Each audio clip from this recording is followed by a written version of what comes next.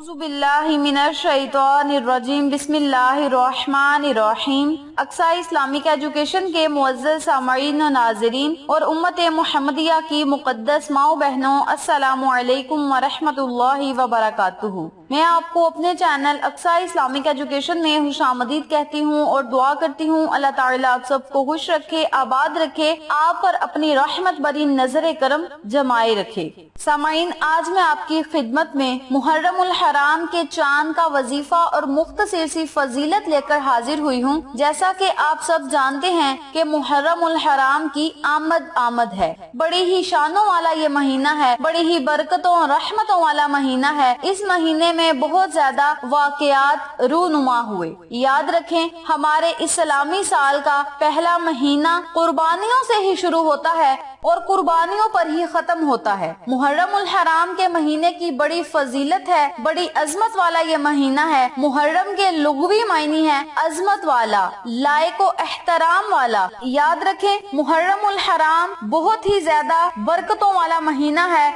हुर्मत वाले महीनों में मुहर्रमुल हराम का महीना भी शामिल है। इस महीने में अल्लाह की रहमतें बंदों पर मूसलाधार बारिश की तरह बरसती हैं। अल्लाह की रहमत इन अयाम में जोश में आ जाती हैं। फिर बंदा अल्लाह से जो मांगता है अल्लाह करीम उसे अता करता है। तौबा के दरवाजे खोल दिए जाते हैं, मगफिरत कर दी जाती है, हर सोई हुई किस्मत को जगा दिया जाता है। मुहर्रमुल हराम की फजीलत कुरान और हदीस में है। मुहर्रम इन 4 महीनों में से है जिसका जिक्र अल्लाह ताला ने कुरान पाक में किया है। बेशक महीनों की तादाद अल्लाह के नजदीक 12 महीने हैं। जब से इसने जमीन और आसमान को पैदा किया, इनमें 4 हुर्मत वाले हैं। यही दुरुस्त दीन है। बस तुम इनमें से एक दूसरे पर जुल्म ना करो। 4 महीने मुहर्रम, रजब, जिलकद, जिलहज, यानी ये 4 महीने हुर्मत वाले महीने हैं, बरकतों रहमतों वाले महीने हैं। यानी इन महीनों में जुल्म और ज्यादती करना बहुत बड़ा गुनाह है। इसमें ज्यादा से ज्यादा इबादत की जाए,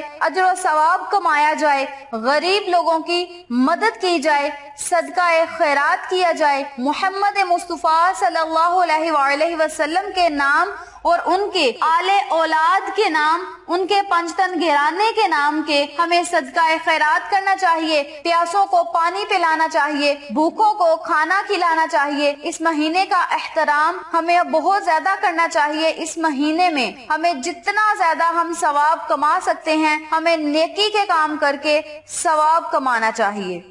मुहर्रमुल हराम की फजीलत मुख्तसर सी मैंने आपके साथ शेयर की है। तफसीलन आपके साथ मैं बाद में शेयर करूंगी। इससे पहले मैं आपको वजीफा बता देती हूँ, क्योंकि बहुत से लोग कहते हैं कि आप वजीफा पहले बता दिया करें। इंशाअल्लाह हदायत मैं आगे चल के बताती हूँ कि इस अमल के करने से आपको फायदे क्या होंगे। फायदे मैं आपको आगे चल के बताती हूँ। पहले मैं आपको वजीफा बता देती हूँ। वक्त की नजाकत को मद्देनजर रखते हुए हम अपने मकसद की तरफ चलते हैं। वजीफा जिक्र करने से पहले मेरी आपसे गुजारिश है कि वीडियो को आखिर तक जरूर देखिएगा और जिन लोगों ने अभी तक मेरे चैनल अक्सा इस्लामिक एजुकेशन को सब्सक्राइब नहीं किया, वो नीचे मौजूद लाल रंग के बटन को दबा दें और साथ मौजूद घंटी के बटन को दबा दें, ताकि मेरी हर नई आने वाली वीडियो की अपडेट आप तक बआसानी पहुंच सके। जज़ाकल्लाह। इसी के साथ मेरी आपसे गुजारिश है कि हमने एक नया चैनल मानो फूड सीक्रेट्स के नाम पे शुरू किया है। उस चैनल पे जाएं, सब्सक्राइब करें, लाइक एंड शेयर करें, हमें सपोर्ट करें। आप लोगों की सपोर्ट हमारी कामयाबी का जरिया बनेगी। अब मैं आपको वजीफा बताने लगी हूँ, तवज्जो से सुन लें और नोट भी फरमा लें।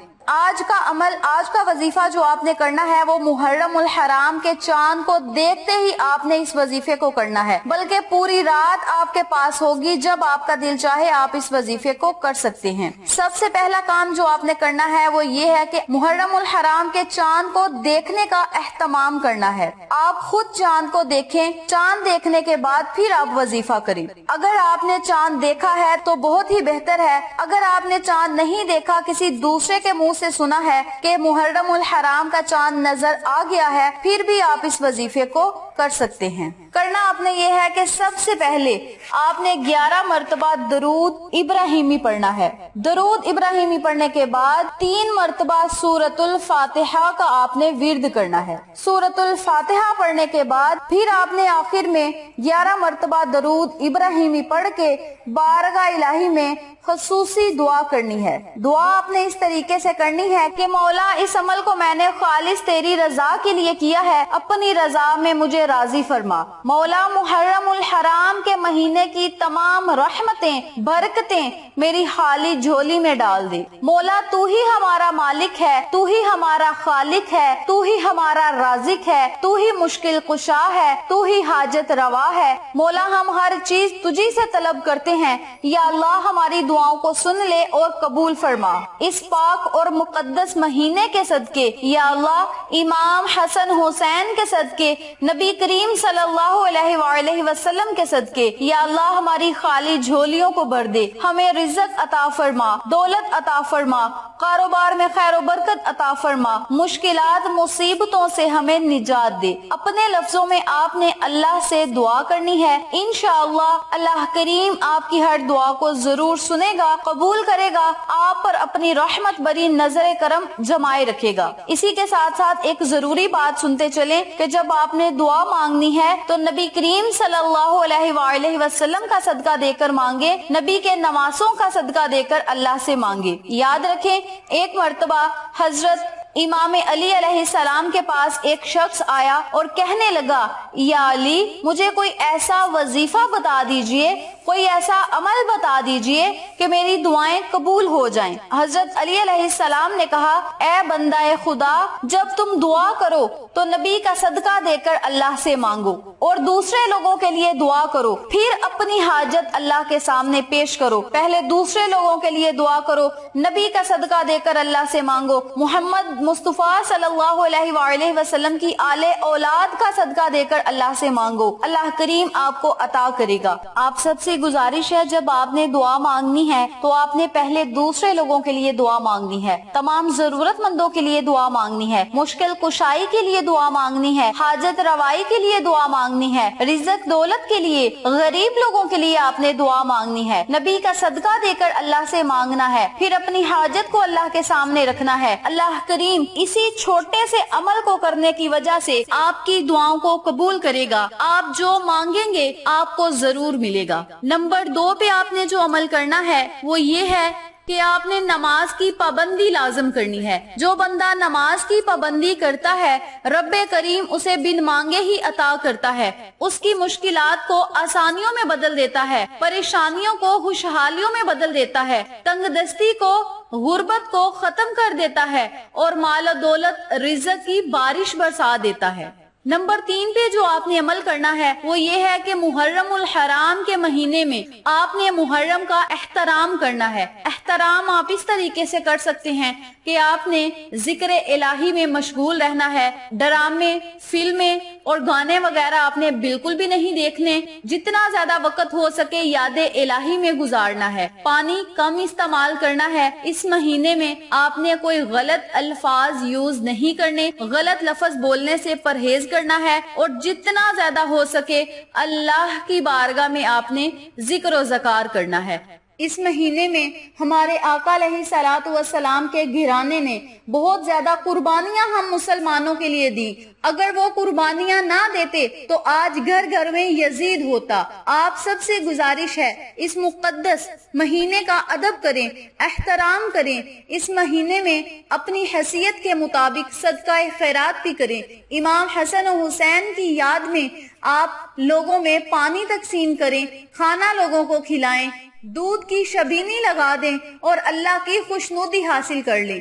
9ویں اور 10ویں محرم کا روزہ بھی رکھیں، اللہ سے جو مانگیں گے آپ کو ضرور ملے گا۔ یاد رکھیں بہت سے لوگ کہتے ہیں کہ محرم الحرام کا احترام شیعہ لوگ کرتے ہیں، محرم الحرام میں زیادہ نیکی کے کام شیعہ لوگ کرتے ہیں، فرقوں کا اس میں کوئی تعلق نہیں۔ آقا علیہ الصلوۃ والسلام کے گھرانے نے مسلمانوں کے لیے جانیں قربان کر دی، کیا ہم ان کی یاد میں اس مہینے کو گزار بھی نہیں سکتے؟ کیا ہم اس مہینے کا احترام بھی نہیں کر سکتے؟